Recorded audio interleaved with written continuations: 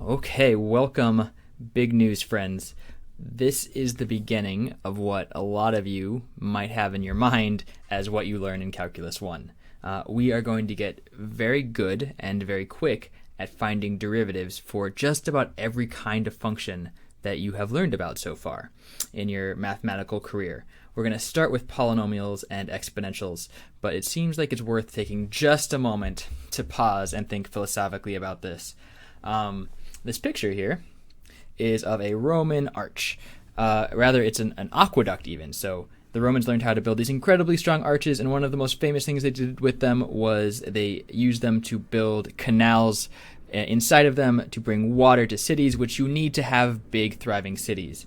And you hear about these things a lot, but one of the things you don't hear as much about is the concrete they used. One of the great developments that Romans did and got very good and consistent at was their ability to make the concrete that helps keep that arch together. And so what I'd like to sort of propose is that you think about some of these limits so far as the concrete and our views of derivatives so far, not just a foundation that we build on top of, but rather infused in between every single brick inside of that whatever you're making, right? Today it might be an aqueduct, tomorrow it might be a temple to the god of math, but it will never stick together in your brain unless you can tell that whole story of what is a derivative, what does it mean, where does it come from. And the better that concrete, the more sturdy that structure is going to be. With that said, now that we have this one tool in math, once you have a nice big, you immediately start turning around and saying, I have all these bricks.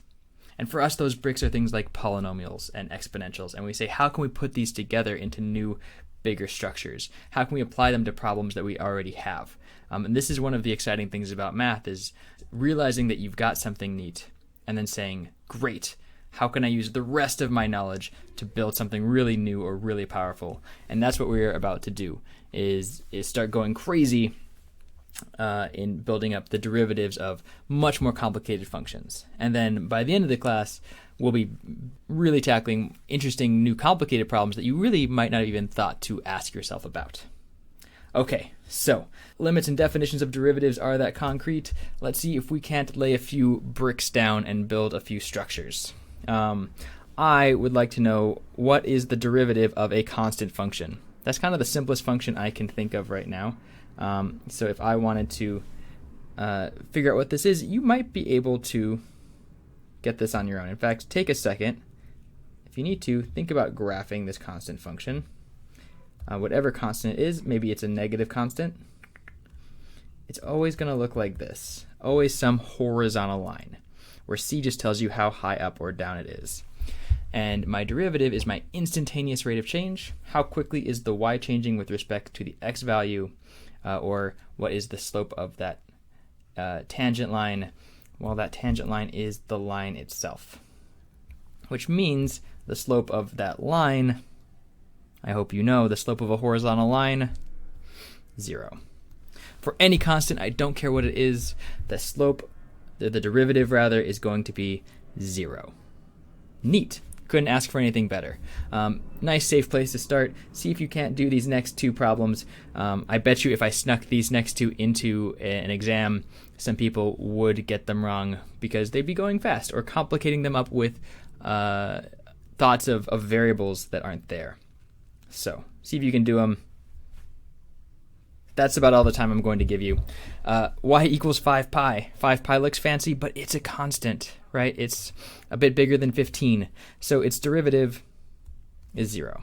There's no x's, no t's around. Y equals e squared. E is a constant. A constant squared is a constant.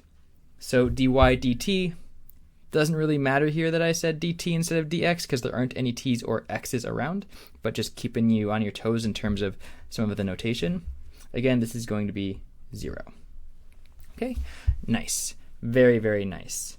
So, in your mind, if you were going to go from the simplest thing you could think of, like a constant, what might be the next step up you would want to take from a constant? What is maybe the next family that you would look at that's a bit more complicated than a constant? Okay, it's also written at the top, so that might help you out. Next up, we're going to look at, well, not polynomials, but powers of x. From our powers, we can build up our polynomials. So our powers of x, x to the n. Let's jump down to the example before we talk about this formula. We know the derivative of x, right? The derivative of x, well, x is just a line with slope 1, so this is just going to be 1. And we've already computed the derivative of x squared using the definition. This is 2x. I'm going to go ahead and even just tell you what the derivative of x cubed is. I bet it was in homework. It's going to be 3x squared. And maybe by now you've recognized this pattern. It's a very famous pattern. When I ask people who've taken Calculus 1 before, what do they remember? Usually this is about the only thing they remember. This is what they want to apply to everything, whether or not they should. It turns out that f prime is going to be, you bring the n down in front, it's a constant, okay, x to the n minus 1. Okay, so for this to work, x is your variable, n has to be some constant, and then what you get out is that n becomes a multiplier, and you subtract 1 from the exponent. Okay, so let's go ahead and do that for x to the 17. I bet you could. The 17 comes down. X to the 16. That is a pretty sweet formula. I actually love the proof of this, and I'm going to prove it in a different video, but I think for now it's better to just let you practice using this and seeing how it is used. I find there's two different proofs, and I like them both. Okay, this is more powerful than it looks at first. Yes, x to the n is good, and it builds all of our polynomials, but this works for all powers of n. Or powers of x. And so once we realize, oh yeah, the cube root of x, we know how to do that because I know how to write that as a power. So this becomes x to the 1/3, which means that derivative becomes, well, the 1/3 comes down,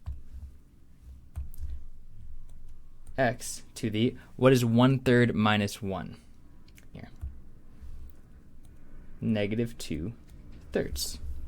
Neat. So this is one of the reasons why a lot of times instead of writing cube roots, you're going to see me writing them as powers, because this formula, it works so much nicer if I just write them as a power. If I really, really wanted to, I could rewrite this as, well, x squared cube root all times 3, right? That's pretty nasty. But I could write it like that if I wanted to. That negative says put it in the denominator, that 2 says square it, and that 3 says cube root it. Mainly, I'm just going to write it like this. Okay. Similarly, I can rewrite 1 over x squared. Definitely not a polynomial. That is a rational function, though. So 1 over x squared becomes x to the -2. Okay. Once I know how to write that as a power, x to a constant power, then I can take this derivative. And this looks like -2, and then I subtract 1 from up top. Oh my goodness.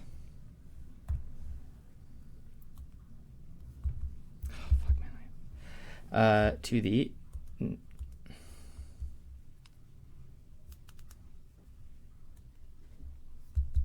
please edit this, I hope.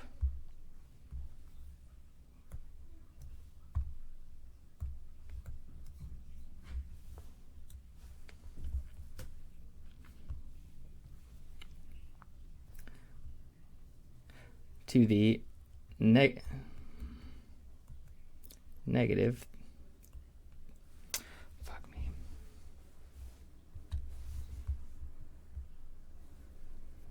to the -3. Great.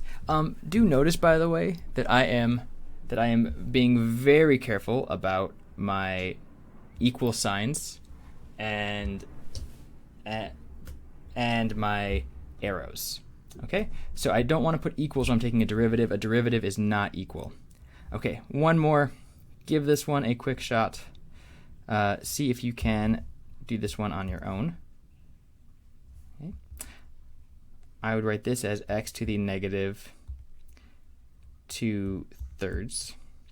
Once you get that, well, this becomes negative 2/3 x to the negative, got to subtract 1, 5/3. Looks ugly, but that was pretty darn fast. Great.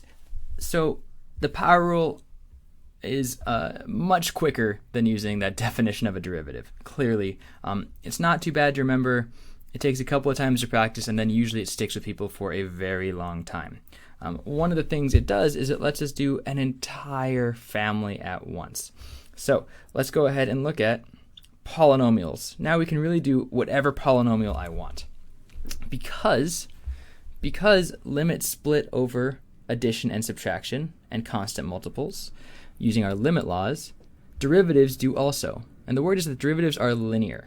They split up. So I'm going to write this out kind of longhand. It out is 5 times 4x to the 4th minus 4 times 2x to the 1. Maybe I'll put some parentheses around this. Plus 3 times 1 minus 7 times 0.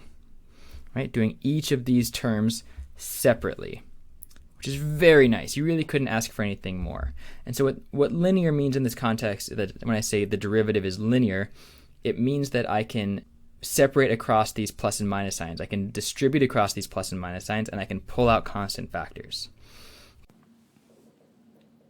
Jumping in here for a little edit. I clearly had a copy error. Let's get rid of that 4. That is a 5. Right, because the 5 comes down, we had a 5 outside. So now that we have that fixed, we could clean this up pretty darn easy just by multiplying through 25 x to the 4th minus 8 x plus 3 plus 0. And of course, that plus 0 can just go away. Cool. So super fast, super easy, just using our power rule and our linearity. Polynomials are now absolutely, positively our friends. We're still limited by multiplication and division and exponents and all those things. But in the next video, we're going to go ahead and jump ahead a little bit and teach you something that's not a polynomial, so we can have some really rich examples. In particular, e to the x is coming up next. But maybe take a second to reflect on how far we've come in just using this couple of simple rules to make our lives so much easier, and to be able to quickly analyze things and even gain some intuition that, like, oh yeah, polynomials, if I take the derivative, the degree goes down. That's not obvious until you start learning rules like this. But that can have a huge implication on understanding things like how an object falls. All right, I will have lots more to talk about for now and forever. I'll see you all in the next video.